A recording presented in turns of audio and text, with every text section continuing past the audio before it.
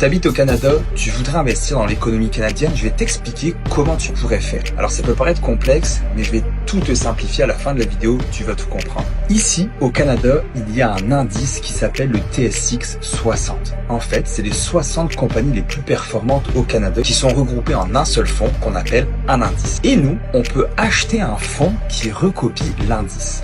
Ce fonds-là s'appelle XIU. Et c'est le plus vieux fonds au monde. Et je vais te dire un petit peu ce qui se passe dans XIU. Déjà, premièrement, les rendements. C'est quoi les rendements de XIU? Depuis 1999, il a fait 8,09. Donc c'est comme si à chaque année, en moyenne, chaque année, il faisait 8% à chaque année.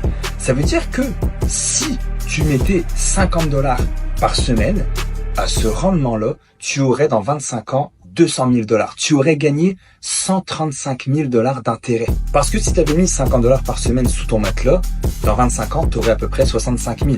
Mais si tu l'avais mis dans XIU, tu aurais 200 000. Et là, tu me demandes, ok, mais c'est quoi les compagnies qu'il y a dedans? Alors, il y en a 60.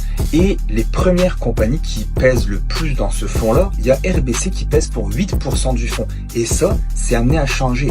Un FNB, ce qui est intéressant, c'est qu'il est rebalancé à chaque trimestre, à chaque année, dépendamment quand. Donc on a RBC, Shopify, TD, on va voir Brookfield, on va voir Enbridge, compagnie pétrolière, on va avoir le CN, on va voir la Banque Nova Scotia et plein d'autres. Il faut savoir que 36% du fonds, c'est des compagnies en finance, 16% c'est des compagnies pétrolières et dans l'énergie. Alors si tu veux l'acheter, c'est disponible sur toutes les plateformes de courtage comme Wealthsimple, Questrade, Disney, Banque Nationale, Courtage Direct.